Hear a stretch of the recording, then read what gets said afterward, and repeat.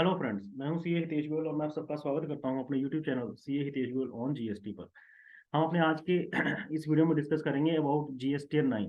GST 9 जैसे आजकल हम सब देख जीएसटी 9 बनाने में बिजी हैं सारे प्रोफेशनल्स। और इसमें कुछ काफ़ी जगह कई की क्वेरीज भी आती हैं कि किस कॉलम में क्या आना चाहिए, किस कॉलम में क्या आना चाहिए। तो हम आज अपने इस वीडियो में डिस्कस करेंगे about all the columns of annual return that is GST 9। तो देखते हैं, थोड़ा एक्सप्लेन करते हैं कैसे कैसे इसमें आएंगे कॉलम। सबसे पहले तो उसकी लास्ट डेट 31 दिसंबर 2023 है। जीएसटी 9 9 की ड्यू डेट जो है 31 दिसंबर 2023। और किस किस पर्सन ने ये फाइल करनी है, हर एक रजिस्टर्ड पर्सन ने जीएसटी फाइल करनी है अकॉर्डिंग टू इट्स कैटेगरी। और इसकी लिमिट रखी है 2 करोड़ रुपए। और जीएसटी बेस्ड फाइलिंग होगी। और किसी पर्सन के एक से ज़्यादा जीएसटी नंबर हैं, अलग अलग स्टेट्स में नंबर हैं, और वो टर्नओवर क्राइटेरिया मीट करता है, तो जीएसटी बेस मतलब उसकी अलग अलग जीएसटी की अलग अलग रिटर्न फाइल होंगी, बट टर्नओवर उसकी एग्रीगेट गिनी जाएगी। ऐसा नहीं है कि एक जीएसटी की 1.5 करोड़, दूसरे की फिर 1.5 करोड़, तो 2 करोड़ की लिमिट एप्लीकेबल है। नहीं, तो एग्रीगेट टर्नओवर 3 करोड़ होगी तो 2 करोड़ की लिमिट एप्लीकेबल नहीं होगी उसके ऊपर, राइट। देन कुछ इसके इंपॉर्टेंट पॉइंट्स हैं। जो जीएसटी 1 और 3 भी सारे साल की फाइल हुई होनी चाहिए। जब 9 फाइल करनी है उससे पहले ये ध्यान रख लें कि 1 और 3 भी सारे साल की 22 तेईस की फाइल है। और अगर कोई एडिशनल लाइबिलिटी है हमें लगता है तो वो इस रिटर्न में डिक्लेयर की जा सकती है। इस रिटर्न मतलब जीएसटी 9 में। बट हम लाइबिलिटी डिक्लेयर कर सकते हैं, बट आईटीसी कोई भी हम क्लेम नहीं कर सकते इस 9 के थ्रू।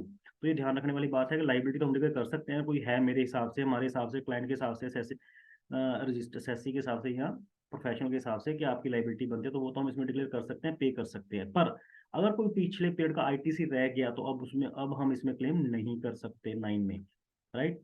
तो इसमें जो 9 हमने फाइल करनी है तो उसमें जो इन्फॉर्मेशन फीड करनी है वो कहाँ कहाँ से आएगी, कहाँ कहाँ से हम उसको कलेक्ट कर सकते हैं, उसका सोर्स ऑफ इन्फॉर्मेशन क्या होगा। रिटर्न फाइल जो हम ड्यूरिंग रिटर्न फाइल करी है 1 और 3, वो सोर्स होगा। 2A सोर्स होगा इसका। और जो हमने पिछले साल के अक्टूबर 22 फाइनेंशियल ईयर 22 23 की ट्रांजेक्शन कुछ थी जो रह गई, वो हमने अक्टूबर 23 की रिटर्न 30/11/2023 तक भर चुके हैं। वो वाली सोर्स होगा इसका, इसको फाइल करने का। और फर्दर कोई चलान, कोई डिमांड, कोई रिफंड ऑर्डर, कोई समरी HSM वाइज, वो सारे इसके हमें हैंडी होने चाहिए। जब हम ये 9 बनाने लगे हैं तो ये सारी इंफॉर्मेशन अगर हैंडी होगी तो 9 बनाने में from source point of view कोई प्रॉब्लम नहीं आएगी। देन इसकी लीगल प्रोविजन क्या है। अगर टर्नओवर आपकी 2 करोड़ या उससे कम है तो आपकी जीएसटी 1 और 3 भी तो डेफिनेटली हमने फाइल कहा फाइल होनी चाहिए। पर 9 नॉट रिक्वायर्ड। 2 करोड़ से कम अगर आपकी टर्नओवर है तो आपको 9 ये फाइल करने की रिक्वायरमेंट नहीं है। Yes, you can file at your own house, no there is not an issue, right. Then turnover, जो टर्नओवर की लिमिट है एनुअल के लिए, वो हमने पहले भी डिस्कस कर लिया कि 2 करोड़ से कम इन्होंने एग्जाम्पशन दे रखी है। 2 करोड़ से कम अगर आपकी टर्नओवर है, अप टू 2 करोड़, मतलब 2 करोड़ और लेस देन 2 करोड़, तो आपको ये वाली रिटर्न फाइल करने के लिए मैंडेटरी नहीं है। Yes, you can file that on your own. और अगर 2 करोड़ से कम है बट 5 करोड़ या इससे कम है, 2 करोड़ से ज्यादा टर्नओवर है बट 5 करोड़ या इससे कम टर्नओवर, तो क्या है, जीएसटी 1 3 भी सेम। 9 आपको मैंडेटरी फाइल करना पड़ेगा, जीएसटी 9 जो एनुअल रिटर्न है। और रिकंसिलिएशन स्टेटमेंट फाइल करना मैंडेटरी नहीं है, राइट। देन अगर आपकी 5 करोड़ से ज्यादा टर्नओवर है, देन 1 3 भी सेम। 9 तो मैंडेटरी है ही है, क्योंकि जब 2 करोड़ से 5 करोड़ के लिए मैंडेटरी है तो 5 करोड़ से ज्यादा के लिए भी ये मैंडेटरी है। यस, और रिकंसिलिएशन स्टेटमेंट मतलब जीएसटी 9C भी आपको फाइल करनी पड़ेगी, सेल्फ सर्टिफाइड। असेसी को सेल्फ सर्टिफाइड 9C भी फाइल करनी पड़ेगी। अब जल्दी से देखते हैं 9 में क्या है, जीएसटी 9 में क्या क्या पॉइंट्स हैं। ये हमने देख लिया पहले, लीगल कंप्लाय रिक्वायरमेंट्स क्या थी, क्या है टर्नओवर के बेस पे, और टाइम लिमिट क्या है हमारे पास। तो GST 9, let's start with GST 9 step wise. सबसे पहले इसके कंटेंट्स क्या क्या हैं। Part 1 table 1 to 3 basic information. Part 2 table 4 to 5 liability. Part 3 table 6 to 8 ITC. Part 4 table 9 tax pay detail. Part 5 table 10 to 14 previous financial year versus current financial year. Part 6 table 15 to 19 other information. ये उसके total contents हैं annual return के। ये हम we all are very much familiar with all these. Now let's start with point wise detail. First financial year. Yes, 22 23 GST उसका जो बंदेगा GST है वो आ जाएगा यहाँ पे। लीगल नेम और ट्रेड नेम, लीगल नेम जो पैन कार्ड के ऊपर है और ट्रेड नेम जो उसके ट्रेड का नेम है, ये अलग अलग ही होते हैं नॉर्मली, मतलब अलग अलग भी हो सकते हैं। इन केस ऑफ प्रोप्राइटरशिप तो ये अलग ही होंगे, पार्टनरशिप और कंपनी एक्सेट्रा के केस में ये सेम भी हो सकते हैं, और अदरवाइज भी हो सकते हैं, right. Then part 2 detail of outward inverse supply made during the financial year, जिसमें टेबल नंबर 4 है, उसमें क्या इन्फॉर्मेशन डिमांड करता है, detail of advances inward and outward supplies made during the financial year on which tax is payable. तो इसमें जो हमने सप्लाईज करी हैं जिसके ऊपर पेमेंट करी गई है फॉर्म 3B के थ्रू अप्रैल 22 से लेकर मार्च 23 के बीच में, वो हमने इंफॉर्मेशन सारी की सारी इस टेबल नंबर 4 में डिक्लेयर करनी है, राइट। देन इसका डिटेल, फर्दर डिटेल 4A में supplies made to unregistered person, पहले तो बेसिक डिटेल थी, हेडिंग था उसका, अब उसकी 4A पॉइंट क्या कहता है कि जो आपने अनरजिस्टर्ड पर्सन को सप्लाई करी है, दैट इज B2C, उसमें वो हमने यहाँ डिस्क्लोज करनी है। और इसका सोर्स क्या होगा, GST 1 का टेबल नंबर 5, 7, 9 और 10। B2C लार्ज इनवॉइसेस 5 में आती है, B2C अदर डिटेल 7 में आती है, अमेंडमेंट कोई हमने करी है लार्ज में 9 में, अमेंडमेंट कोई करी है अदर में तो 10 में आती है, राइट। तो ये जो सारी है ये हम नेट ऑफ डेबिट और क्रेडिट नोट भी यहाँ शो करते हैं। जो नीचे वाला पैरा है point two be kept in mind, ये हमने इसमें जो हम इसको फाइल करने के लिए, इसको फिल करने के लिए जो पॉइंट ध्यान में रखने वाली बात है वो इसमें लिखे गए हैं। जैसे सबसे पहला एग्रीगेट वैल्यू सप्लाई जो हमने कंज्यूमर को या अनरजिस्टर्ड पर्सन को करी है, जिसके ऊपर टैक्स पे किया, वो यहाँ पे आएगा। और जो हमने these will include details of supplies made through e commerce operator also, right. Then net of debit credit हमने इसमें शो करने हैं, हम इसको अलग से भी इसका टेबल है बट हम यहाँ पे नेट करके शो कर दें कोई इशू नहीं है, तो इट इज एडवाइजेबल कि नेट करके शो कर दो, क्योंकि B2C अनरजिस्टर्ड वाले केस में सेपरेट करना थोड़ा सा कम्बरसम है, तो इट इज बेटर कि हम यहाँ पे शो कर दें। और ये हमें सरकार भी कह रही है, गवर्नमेंट भी कह रही है, आप इसको नेट शो कर सकते हो, right. Then table number 4B supply made to registered person, 4A था अनरजिस्टर्ड पर्सन, 4B है टू रजिस्टर्ड पर्सन। इसका सोर्स क्या है, GST 1 का टेबल नंबर 4A और GST 1 का टेबल नंबर 4C। 4A क्या करता है, जो B2B सप्लाईज करी है अदर देन RCM, राइट। और B2B 4C क्या करता है, B2B सप्लाईज जो ई कॉमर्स ऑपरेटर के थ्रू करी है। तो इसमें भी कुछ ध्यान रखने वाली बातें हैं जो हमने नीचे लिखी हुई हैं, कि जो हमने एग्रीड वैल्यू सप्लाई करी है टू रजिस्टर्ड पर्सन ओनली, जिस पर वो टैक्स पे किया है, वो हमने इसमें डिस्क्लोज करनी है। और ई कॉमर्स के ऑपरेटर वाली भी सप्लाईज हमें इसमें डिस्क्लोज करनी पड़ेंगी हमें। बट ये ध्यान रखना है कि जो सप्लाईज हमने RCM के पॉइंट थ्रू करी हैं, जिसकी पेमेंट RCM में सामने वाले बंदे ने देनी है, वो इसमें नहीं आएगी। और इस जैसे हमने 4A में कहा था कि net of debit credit note कर सकते हो, इसको नेटिंग नहीं कर सकते। जो डेबिट और क्रेडिट नोट्स हैं वो सेपरेटली आपको मेंशन करने पड़ेंगे इन रिस्पेक्टिव कॉलम, देखते हैं उसके आगे उनके आगे कॉलम्स हैं, बट इसमें हम उसको नेट नहीं कर सकते। Then 4C zero rated supply export on payment of tax except supplies to SEZ। अगर आपने ड्यूरिंग द ईयर को सप्लाईज SEZ को भी करी है, वो यहाँ डिस्क्लोज नहीं करना, उसके लिए सेपरेट से टेबल है। देखते हैं नेक्स्ट, इसका सोर्स क्या है, GST 1 की 6 से जो हमने एक्सपोर्ट डिपिक्ट करी है GST 1 में टेबल नंबर 6 में, वो हमने यहाँ शो करनी है।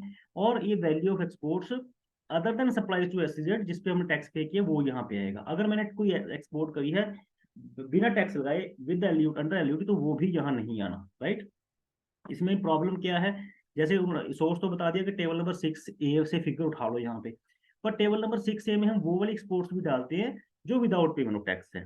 तो ये ध्यान रखने वाली बात है कि 6A को हमने दो पार्ट में डिवाइड करना पड़ेगा, विद पेमेंट ऑफ टैक्स और विदाउट पेमेंट ऑफ टैक्स। जो विद पेमेंट ऑफ टैक्स होगी एक्सपोर्ट, वो यहाँ आएगी, without payment of tax respective column में जाएगी, right. Then 4D supply to SEZ on payment of tax, जो हमने SEZ को सप्लाई करी है पेमेंट ऑफ टैक्स के ऊपर, वो इसमें डालनी है। उसका सोर्स क्या होगा, GST 1 का टेबल नंबर 6B। और इसमें भी वही प्रॉब्लम कि 6B में with payment of tax information भी है और without payment of tax information भी है, तो हमें 6B को भी बाइफरकेट करना पड़ेगा पहले ये कॉलम फिल करने से पहले, ताकि सिर्फ और सिर्फ जो SEZ को हमने सप्लाई करी है ऑन पेमेंट ऑफ टैक्स वही इसमें आ सके, right. Then 4E deemed export, इसका सोर्स रहेगा टेबल नंबर 6C ऑफ GST 1 डीम्ड एक्सपोर्ट का। तो इसमें जो हमने aggregate value of the supply जो डीम्ड एक्सपोर्ट है, जिसमें टैक्स पे किया है, वही यहाँ पे डिक्लेयर करनी है। डीम्ड एक्सपोर्ट कौन सी हो सकती हैं, supply against advance authorisation, EPCG authorisation, supply to EUU, EHTP etcetera. तो ये डीम्ड एक्सपोर्ट्स हैं, मतलब it is inclusive list, deemed export कोई भी है तो वो आपने इसमें रिपोर्ट करना है। Then 4F advances on which tax has been paid but invoice has not been issued, जो हमने ऊपर इंक्लूड नहीं करा, राइट। A to E जो हमने 4F कर रहे हैं, तो ये वाली इंफॉर्मेशन जो A B C D 4 के पॉइंट में नहीं है, वो यहाँ पे हमें डिस्क्लोज करनी है। और इसका सोर्स कौन सा रहेगा, GST 1 का टेबल नंबर 11A, जिसमें हम शो करते हैं कि एडवांस रिसीव कर लिया और इसका इनवॉइस नहीं इशू किया, वही हमने इसमें डिस्क्लोज करना है। बट इसमें भी थोड़ी सी ध्यान रखने वाली बात है कि गुड्स में तो in case of goods no tax requirement one से हम सब जानते हैं, बट सर्विसेज के केस में ये एप्लीकेबल है। तो जहाँ पे मेरी रिटर्न मेरा असेसी सर्विसेज में डील करता है तो उसमें मुझे यहाँ पे तवज्जो देनी पड़ेगी 4F पर। Otherwise in case of goods जो सिर्फ और सिर्फ गुड्स में डील करता है उसके लिए ये इररिलेवेंट हो जाएगा, क्योंकि सर्विसेज गुड्स के ऊपर टैक्स एडवांस के ऊपर टैक्स नहीं है। Then 4G, inward supplies on which tax is to be paid on reverse charge basis. Yes, इसका सोर्स होगा 3B का 3.1D, जो इसमें हमने इनवर्ट सप्लाई जो आरसी में पे करी है उसकी डिटेल यहाँ पे जाएगी। और ये जो हमने सप्लाई रिसीवर है, चाहे रजिस्टर्ड पर्सन से है चाहे अनरजिस्टर्ड पर्सन है, जिसपे हमने आरसीएम देना है, वो सारी की सारी इन्फॉर्मेशन यहाँ पे देनी है। और फर्दर ये एग्रीगेट वैल्यू ऑफ इंपोर्ट और सर्विसेज को भी यहाँ पे क्लब करके डालना पड़ेगा, क्योंकि उस पर हम आरसीएम टैक्स पे करते हैं। देन 4H, ये ऑटो पॉपुलेट होगा 4A 4B 4C 4D 4E 4F 4G का, तो ये ऑटो पॉपुलेट फिगर है इसमें। तो नेक्स्ट चलते हैं 4I and J। 4I and J जो है ये क्रेडिट नोट्स के बारे में बात करता है। 4I talks about credit notes and 4J talks about debit notes. इसका सोर्स होगा GST 1 का टेबल 9B, जहां पे हमने क्रेडिट नोट्स की इन्फॉर्मेशन डेबिट नोट्स की इन्फॉर्मेशन दी थी। तो ये जैसे मैंने रेड भी कर दिया कि 22 तेईस के लिए मैंडेटरी है। मैंने जब 4BC में जब जहां पर रजिस्टर्ड इन्फॉर्मेशन वाली रजिस्टर्ड सेसी वाली इन्फॉर्मेशन थी B2B, मैंने वहां हम डिस्कस भी किया था कि क्रेडिट नोट से नेटिंग नहीं कर सकते। तो यहाँ पे वो वाली क्रेडिट नोट्स की इन्फॉर्मेशन अलग से देनी पड़ेगी मुझे, जो B2B exports supplies to SEZ और डीम्ड एक्सपोर्ट किसी से रिलेटेड हो, वो मुझे डेबिट क्रेडिट नोट्स की इन्फॉर्मेशन यहाँ देनी पड़ेगी 4I एंड 4J में। देन K&L, जो हमने अमेंडमेंट्स करी हैं अगली उस सप्लाईज में या टैक्स में, उसकी इन्फॉर्मेशन यहाँ देनी है, जिसका सोर्स होगा GST 1 का टेबल 9A, GST 1 का टेबल 9C। और ये मैंडेटरी कॉलम है, जो भी अमेंडमेंट है वो हमने इसमें यहाँ डिस्क्लोज करनी पड़ेंगी। और 4M एंड ये टोटल है तो ये ऑटोमेटिक आएगा, और कुछ कॉलम्स से रिलेटेड है तो 4 इसको उसके टोटल है, इसमें हम कुछ नहीं कर सकते। Then table 5 talks about detail of outward supplies made during the financial year on which tax is not payable. तभी मैंने नॉट को रेड कर दिया। 5A specifically talks about durated supply export without payment of tax. पीछे मैंने बात करी थी एक्सपोर्ट विद पेमेंट टैक्स और विदाउट पेमेंट टैक्स। अगर मैंने कोई एक्सपोर्ट करी है विदाउट पेमेंट ऑफ टैक्स तो उसको मैंने यहाँ डालना है, जिसका सोर्स रहेगा GST 1 का टेबल नंबर 6A, राइट। तो 6A में जैसे मैंने पहले बताया था वैसा ही अब के 6A को हमने पिछले रिस्पेक्टिव कॉलम में ही बाइफरकेट कर लिया था कि विद पेमेंट ऑफ टैक्स कितना है, विदाउट पेमेंट टैक्स कितना है। तो विद पेमेंट टैक्स हमने पिछले कॉलम में डाल दिया था और विदाउट पेमेंट टैक्स हम इस कॉलम में डाल देंगे, तो हमारी प्रॉब्लम सॉल्व हो जाएगी। Then 5B supply to acid without payment of tax. Sir इसका सोर्स भी GST 1 का टेबल नंबर 6B रहेगा, और सेम प्रॉब्लम जैसे पहले थी वही इसमें है कि 6B में with payment of tax without दोनों जाती हैं, तो इसको हमने बाइफरकेट करना पड़ेगा। पीछे रिस्पेक्टिव कॉलम में हमने कर लिया था, उसका पार्ट इन्फॉर्मेशन पिछले कॉलम में डिस्क्लोज कर दिया और पार्ट यहाँ पे हम डिस्क्लोज कर देंगे। देन 5C, जिसमें हमने कुछ ऐसी सप्लाई जिस पर हमने आरसीए में टैक्स दिया है, तो इसका कॉलम नंबर टेबल नंबर रहेगा 4B ऑफ GST 1, जो B2B supply attracting reverse charge RCM. तो इसमें भी सोर्स हमारे पास है, बस ध्यान रखना ये है कि डेबिट क्रेडिट नोट हमने सेपरेट से मेंशन करने हैं, नेटिंग नहीं करनी। Then 5D E and F exempted nil rated and non GST supply including no supply. इसका सोर्स रहेगा हमारा GST 1 का टेबल नंबर 8, जिसमें हमने इसको सप्लाई को कोई भी सप्लाई इनसे रिलेटेड मेंशन करी होगी। इसमें ध्यान रखने वाली बात यह है कि जो नॉन GST सप्लाई है वो तो मैंने टेबल 5F में मैंडेटरली रिपोर्ट करनी है सेपरेट से, उसको हम क्लब नहीं कर सकते। जो दूसरी सप्लाईज रहेगी एग्जम्प्टेड और नील रेटेड, उनको हम या तो सेपरेटली रिपोर्ट कर सकते हैं या हम कंसोलिडेटेड करके भी एग्जम्प्टेड के हेड में रिपोर्ट कर सकते हैं। This choice is with me, but non GST को मैं क्लब नहीं कर सकता। तो मेक इट श्योर कि नॉन GST में सेपरेट से रिपोर्ट करूं इन table number 5F, right. Then 5G is total auto populated. Then proceed next 5H and I. 5H and I talks about credit notes or debit notes issued in respect to transactions specified in A2F above. जो debit credit notes होंगे वो हमने इसमें दे देने हैं, right. 5G and के जो amendment से रिलेटेड कॉलम है, जैसे 4 में भी था ऐसे ही 5 में जो अमेंडमेंट से रिलेटेड कॉलम है, तो उसको हमने इन्फॉर्मेशन यहाँ देनी है। 9 अमेंडमेंट इन इसका सोर्स रहेगा GST 1 का 9A और GST 1 का 9C, जो हमने इसकी अमेंडमेंट करी है उसको हम इसमें रिफ्लेक्ट करना। Then 5L and M auto populated है। देन 5N ये भी ऑटो पॉपुलेट है क्योंकि ये टोटल है कुछ आइटम्स का, तो इसको हम स्किप कर देते हैं। Then part 3, detail of ITC for the financial year. सबसे क्रूशियल और इम्पोर्टेंट है जीएसटी में आईटीसी, इनपुट टैक्स क्रेडिट। तो इनपुट टैक्स क्रेडिट से रिलेटेड जो भी इंफॉर्मेशन है उसको थोड़ा ध्यान से भरना है हम सब ने, चाहे कोई भी ऑर्डर फाइल कर रहे हो, और 9 में भी, राइट। तो 3 भी तो है ही important from ITC point of view, 2A 2B है हमारे फॉर्म, तो 9 में भी इसको थोड़ा ध्यान से भरना है। 6A ऑटो पॉपुलेट है, ये मॉडिफाई नहीं कर सकते। ये ऑटो पॉपुलेट कहाँ से हो गया है, जो हमने जीएसटी 3 में आज तक आईटीसी क्लेम किया है, ये उस 3B का कंसोलिडेटेड इन्फॉर्मेशन 6A में रिफ्लेक्ट होएगी। तो it can not be modified, it is auto populate 100%। Then table 6B, जो हमने जिसके ऊपर in 6B talks about inverse supplies, right, जिसपे हमने टैक्स क्रेडिट लिया है। इसका सोर्स क्या रहेगा, 3B का 4A5। ऑल अदर आईटीसी है जो उसमें 4A5 में, तो वो इसका सोर्स रहेगा इसको फिल करने के लिए। इसमें भी कुछ ध्यान देने वाली बातें हैं, जैसे हमने मैं लास्ट में लिख रखा है कि जो हमने ब्रेकअप आईटीसी का वो as a capital goods, report the breakup of ITC as capital goods and have an option to either report the breakup of the remaining amount input into services। तो इसमें ये क्या कहना चाह रहे हैं कि जो कैपिटल गुड्स की ब्रेकअप है वो तो हमने मैंडेटली देना ही देना है अलग से। जो इनपुट और इनपुट सर्विस का वो हम उसको कंसोलिडेट करके इनपुट में भी डाल सकते हैं, राइट। मेरी मर्जी है मैं उसको अलग अलग दे दूं, बट अदरवाइज मैं उसको इनपुट और इनपुट सर्विसेज का इकट्ठा करके इनपुट के कॉलम में भी रिपोर्ट कर सकता हूँ, राइट। तो ये हो गया 6B में जो हमने इनपुट टैक्स क्रेडिट का रिप्लाई देना है। Then inward supplies received from unregistered persons liable to reverse charge only taxes paid on ITC bill। जो हमने आरसीएम में टैक्स पे किया है और जिसका हमने क्रेडिट लिया, वो इन्फॉर्मेशन हमने यहाँ पे रिफ्लेक्ट करनी है। इसमें भी सेम है कि कैपिटल गुड्स का हमने ब्रेकअप अलग से देना है और बाकी इनपुट इनपुट सर्विस का अलग से इनपुट में दे सकते हैं। मेरी मर्जी है, मैं चाहे उनको अलग अलग दे दूं, चाहे मैं इकट्ठा करके दे दूं, right. Then 6D, inward supply received हो registered person liable to reverse charge. 6C में क्या था, अनरजिस्टर्ड पर्सन जो मैं सप्लाई रिसीव करता हूँ। 6D में क्या है, जो रजिस्टर्ड पर्सन से मैं सप्लाई रिसीव करता हूँ, जिसे मैंने आरसीएम के थ्रू टैक्स पे करना है।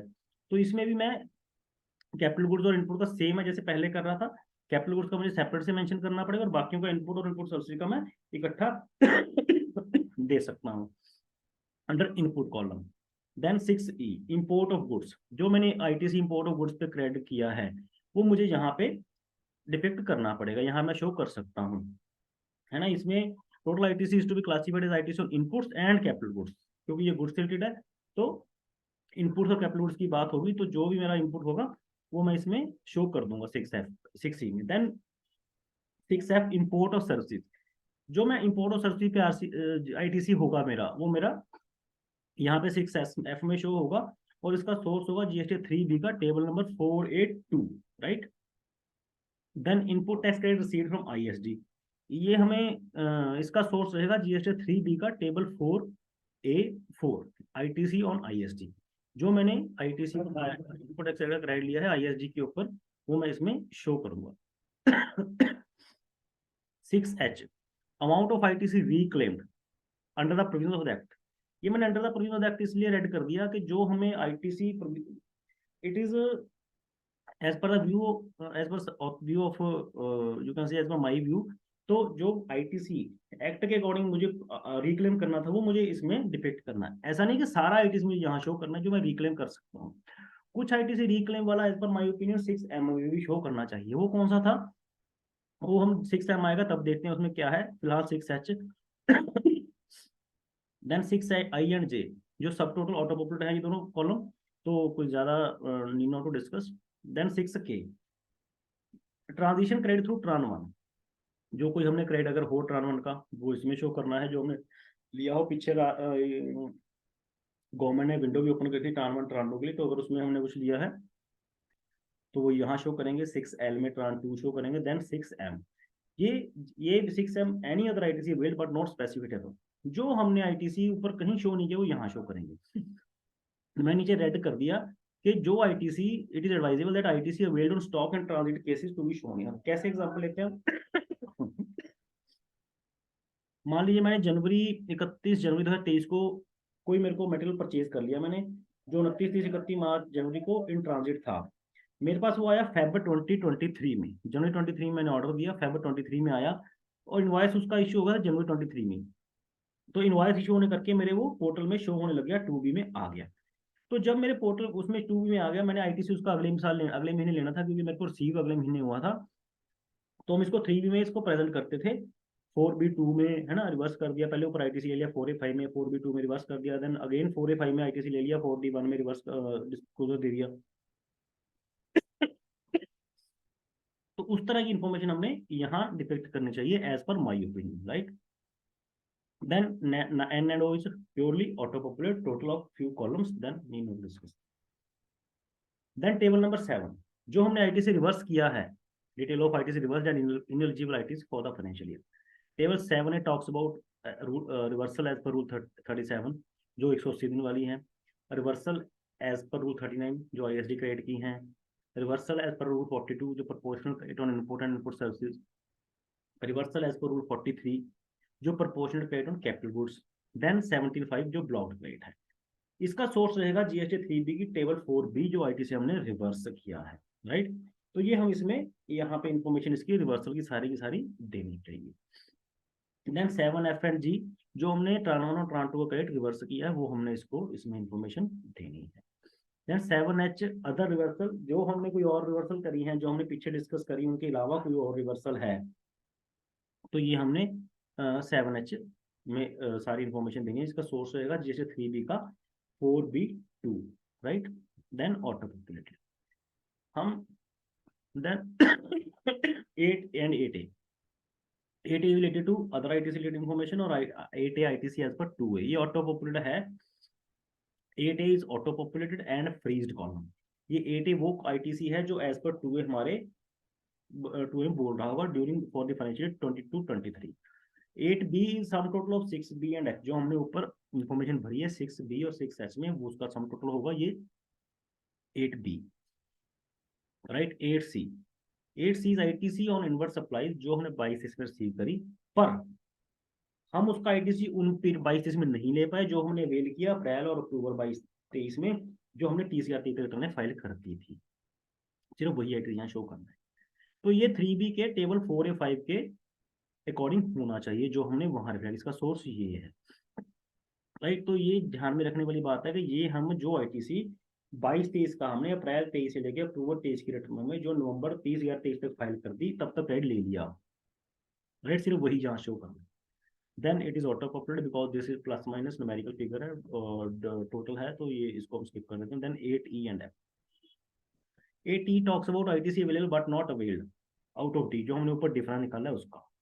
Then 8F ITC available but ineligible out of D, ये हमें थोड़ा सा बड़ा मतलब कम्बरसम प्रोसेस है 8E और F को कैलकुलेट करना, बट फिर भी गवर्नमेंट ने कॉलम दिए, सरकार ने कॉलम को हमें डिस्कस करना चाहिए। तो जो हमारा आईटीसी अब हाँ इनएलिजिबल है ना, या अवेल नहीं किया, जो ऊपर 8D में डिफरेंस आया था, अगर उसमें कोई ऐसी इंफॉर्मेशन है तो हमें यहाँ फिगर कर सकते हैं, नहीं तो ये can be nil also. 8G and H, 8G IGST paid on import of goods and 8H is IGST credit availed on import of goods. ये दोनों जो हमारे IGST के क्रेडिट हैं उसके बारे में बात करता है। तो जो हम इंफॉर्मेशन यहाँ पे 8G एंड H में शो करनी पड़ेगी, और ये further point two be kept in mind में है कि input declaration table 6C shall be auto populated, जो 6C में हमने शो कर रखा है वो ऑटो पॉपुलेट होकर यहाँ पे आएगा, right. But can be modifiable, तो हम इसको कर सकते हैं।